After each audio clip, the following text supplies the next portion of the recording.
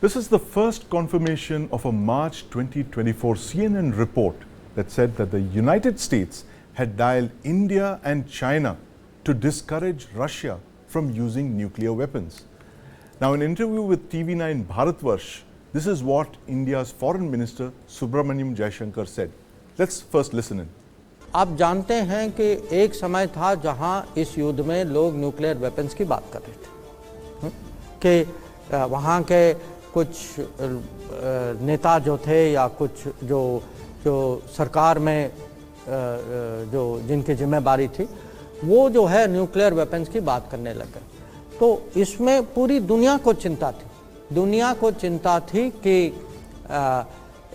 ये युद्ध जो है न्यूक्लियर दिशा में जानी नहीं चाहिए, क्योंकि एक बार वहाँ चले जाए तो उसके बाद कुछ भी हो सकता है। तो इसमें बहुत सारे देश जो हैं ये चिंतित थे। तो उन्होंने भी हमको अप्रोच किया और कहा कि अगर आप जो हैं सलाह दे सकते हैं, आपके सलाह, क्योंकि मोदी जी जो हैं अगर कुछ कहते हैं तो लोग उसको रेस्पेक्ट करते हैं।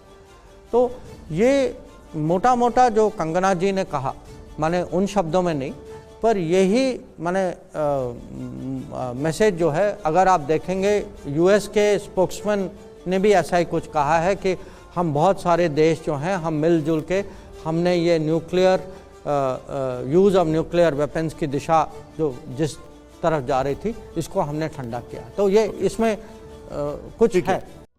Aditya, big revelations there coming from Foreign Minister Jaishankar, the fact that the United States did indeed dial India and ask to intervene with the Russian Federation on not using nuclear weapons. I remember there was a lot of speculation around that time. A lot of people dismissed it that, hey, this is just, make-believe. What do you make of this statement from the Foreign Minister?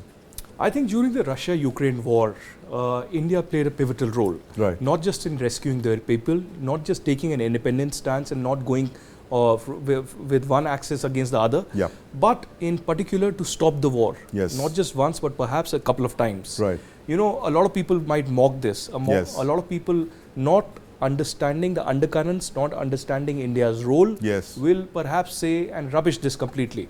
But the reality is for people to say and see. We have seen a big disclosure in the interview that Dr. S. Jaishankar gave to TV9, clearly indicating that yes, US had dialed India, had reached out to Prime Minister Narendra Modi in the midst of the Russia-Ukraine war, when the US feared, when Washington DC feared that nuclear weapons could be used against Ukraine, right, and this was a strong possibility. The entire Western media was reporting on this, yes, and India and China were in fact approached, and then India took certain steps. Prime Minister Modi, Jaishankar took certain steps to calm the situation so that the situation doesn't go out of hand.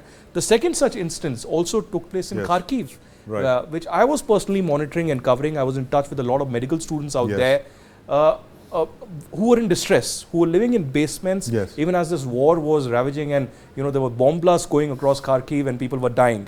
Indian diplomats were sent in the middle of the conflict to Kharkiv, right, and this happened only because Prime Minister Narendra Modi personally was in touch both with Zelensky and Putin and requested them for some kind of a humanitarian pause, yes, in this for a few hours. A pause and a safe corridor. A safe, yes, corridor, yes, a pause so that Indian diplomats can come in, buses could be arranged, and all the few hundred Indian students who were stranded there for days together could be rescued. So yes, it's a big revelation. And Sandeep, the most important part is not just this revelation, but what this says about India's rise. Yes. India's potential of being not just a peacemaker, but bringing in some kind of a consensus in times of complete distress. As an honest distress. advocate. In fact, that point that you made, Aditya, let's listen into what the Foreign Minister said on this creating of the safe corridor in Ukraine to allow the safe evacuation of the Indian students. Let's listen to that.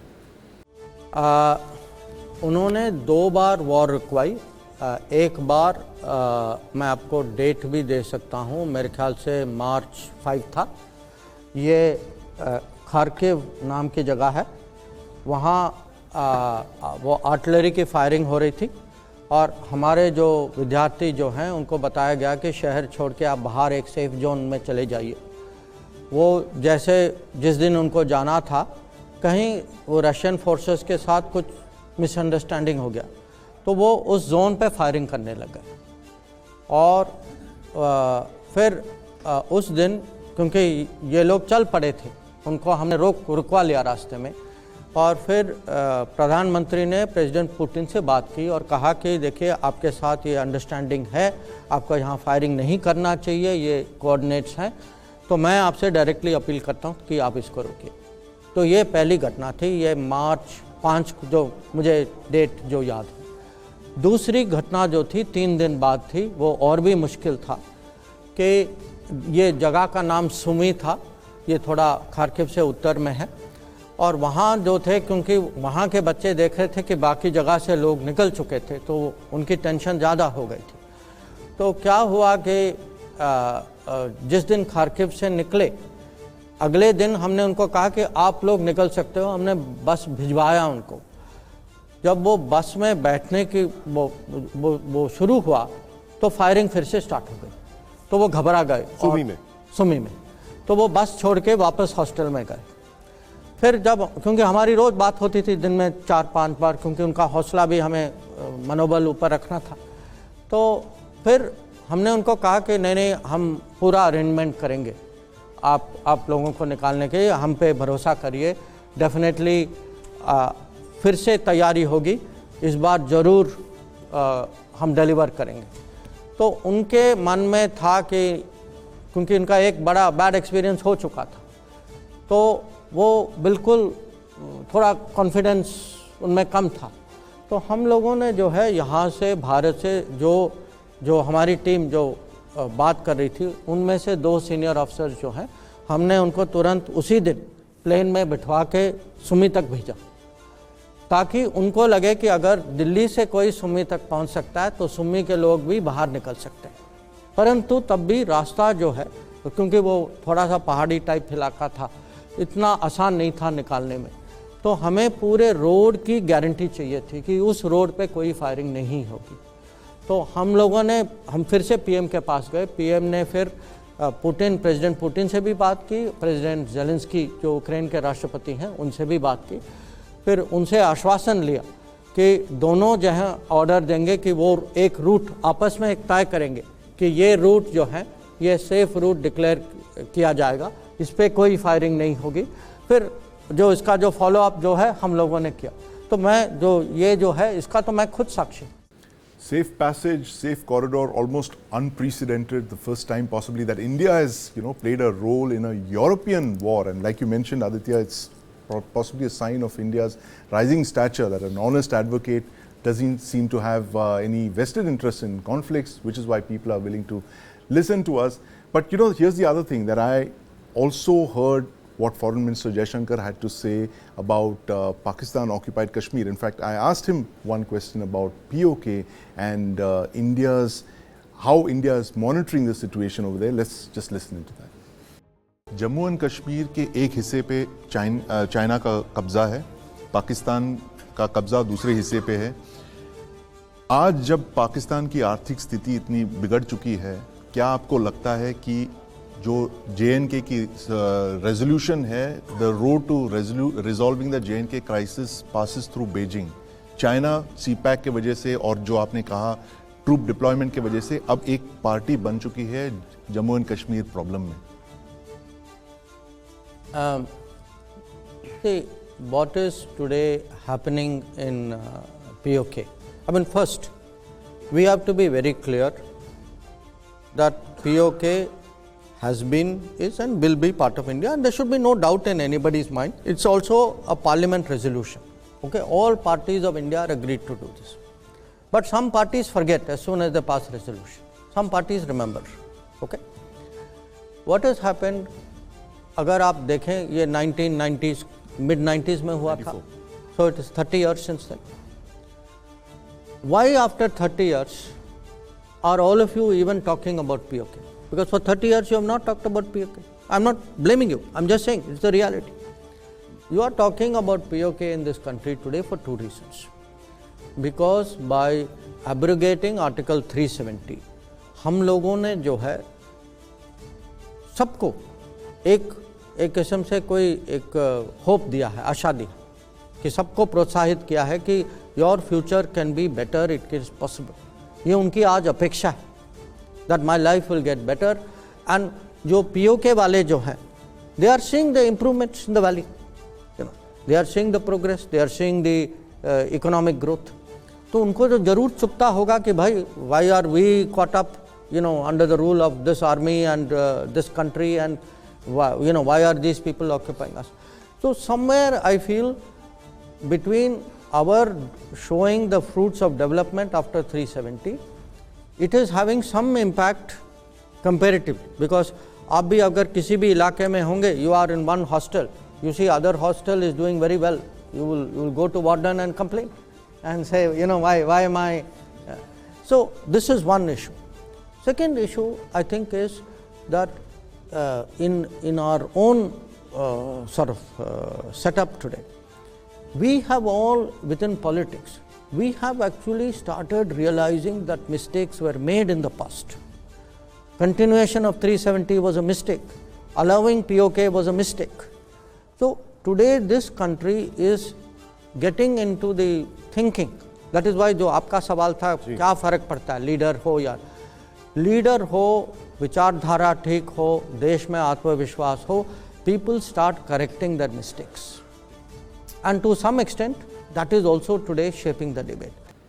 So, Foreign Minister Jaishankar, they're very clearly making a stance on POK, very clear. The fact that, it's been 30 years since the Parliament of India has voted on J&K being a part of India, inalienable part of India, but we've not done anything to do it, get it back.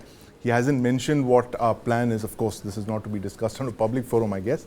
But the point that he made, Aditya, very interesting, is that withdrawing Article 370, abrogating it, was not something that we could have imagined in the past. Do you think the same thing applies to POK as well? Is it possible that at some point there could be a plan to recover Pakistan occupied Kashmir? Sandeep, as someone who has tracked Kashmir for long, I would say that yes, Article 370 abrogation was unthinkable. There wasn't a political intent for years and decades with any government. Even the previous BJP government did not actually go ahead with it. But there was a promise in their manifesto since many, many years that Article 370 will not be there. But they made it happen. They had the political intent and they actually made it happen on ground in spite of political pressure, in spite of international pressure on the Kashmir issue. I personally feel that the Indian government needs to be more proactive when it comes to Pakistan occupied Kashmir. Right. It's our own land, yes, legally, geographically and otherwise speaking. History tells us that. Yeah. And if the people of Pakistan occupied Kashmir are suffering, if there's demographic change, if their political rights are being scuttled and they are being given a second-hand treatment, then the foreign ministry not just needs to protest it time and again, intervene in it, at least diplomatically, but raise it on global forums and repeatedly at that. And I'm glad that the Indian government, which did not in earlier times react on this, yes, the foreign minister himself is speaking about that time and again. Over the last 15 days, he must have spoken about it 20 times in different public, private events and interviews. So clearly your question to him was the right one. I think the larger Indian population that is watching India, Indian government and Kashmir very closely is asking this question, that what about POK? In the next 5 years, I do not see a situation where militarily or diplomatically there will be any success or India will be able to do this. But what I also believe is that Pakistan is going to crumble. And Pakistan's crumbling will happen because of their own policies, their disaster, their one-fold foreign policy towards India and Kashmir, and not taking care of economic interests, security interests, etc. The Taliban also mocks Pakistan government now and does not take ISI and the Rawalpindi very seriously. So I feel that we'll have to monitor the situation very closely. I'm glad we are talking to the Taliban, at least strategically speaking, not condoning the the kind of violence, human rights violations that they are doing. But I think the Indian government is heading in the right direction vis-a-vis Jammu and Kashmir. And as Jaishankar pointed out, Series 1 is done. Look out for Series 2. Look out for Series 2 or possibly a Series 3 as well. Who knows? POK or Mission POK could well be on the government's agenda for the third term. If it comes back to power, it's way up there on its list of priorities, as you just mentioned, the fact that The foreign minister has been repeatedly raising Pakistan-occupied Kashmir in a manner that possibly previous governments haven't. So there's some thinking at the very highest levels of government. But thank you very much for joining us, Aditya, this evening to talk about these very crucial developments, statements coming out of the Foreign Minister, Dr. S. Jaishankar.